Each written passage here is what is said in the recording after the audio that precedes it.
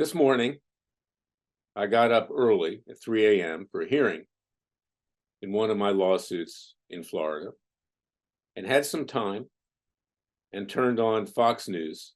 Lo and behold, a hearing by Jim Jordan with regard to Merrick Garland, our corrupt attorney general, put on the so-called hot seat over the cover-up of Hunter Biden, his laptop, his tax evasion, his misuse of obtaining weapons by lying that he wasn't a drug addict, and much more, the bribery from communist China, Russia, Ukraine, and Romania.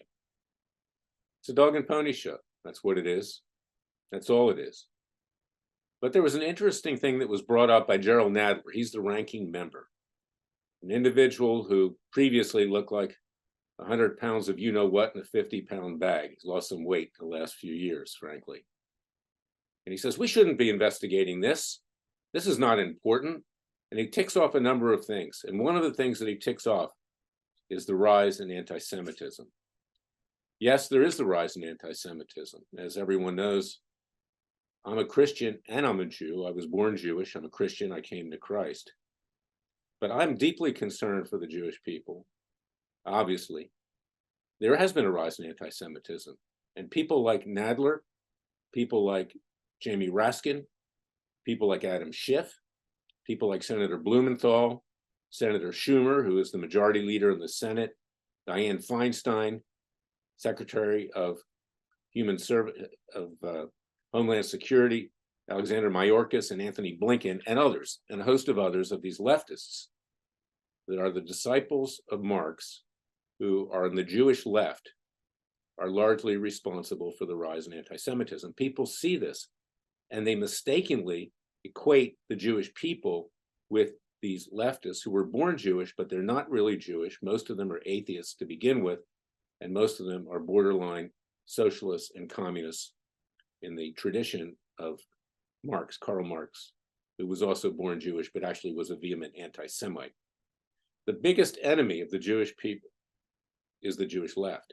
And I don't want people to equate being Jewish and the rest of Jewry with these people. And that's why I'm doing this right now, because it concerns me.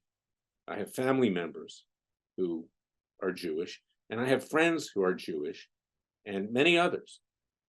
But these people cannot sit there and say, we're concerned about the rise of anti-Semitism, when people see that these individuals that I've just listed have subverted the rule of law and our Constitution in the style of a socialist or communist, as would have made Karl Marx proud. Now, in terms of what's going on at this hearing today, there's some good questions that are being asked. And in fact, Garland is not answering. He's dodging every single question. He obviously was involved in a cover-up of Hunter Biden, Joe Biden, and James Biden. And as you know, we indicted all three of them. We tried them in a citizen's court. They've been convicted. A clarion call, for lack of a better word, will go out this week to law enforcement to exercise a right of arrest peacefully and legally. These people need to be put in prison because they have committed felonies against the American people. They have taken bribes. They have subverted our foreign policy. They have harmed the people of the United States. So yes, this is a dog and pony show. It's mostly for the Republicans to raise money in campaign contributions, hoping they'll retain power. Unfortunately, they have no power to do anything. And it is entertaining, I might add.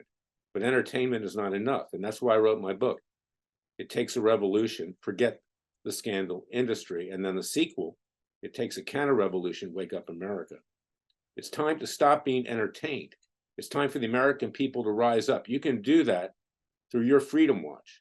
Join our Justice League. You are the superheroes. You are Batman. You are Wonder Woman. You are the Freeze. You are whatever you want to be. But rise up now if you care, as I say over and over and over again, about your children, grandchildren, and future generations. This country's been all but destroyed in 2.5 years by a brain-dead criminal, Joe Biden, whose IQ is barely above that of being retarded. Go on the internet, you can see that. Now, he can't even function. And yet, The Democrats are trying to prop him up at least temporarily until they eventually remove him. He will not run in 2024. You can bet on that for president. And they'll insert Gavin Newsom and probably Michelle Obama as the vice presidential candidate. Now, I don't advocate who to vote for, but I'll tell you this. I do advocate who to throw in the slammer. And these people need to be put away where the sun don't shine. They need to pay the price. And so too does Anthony Fauci. I sent out a YouTube about a day or so ago. It's already got over 40,000 views because stay tuned in the next few days.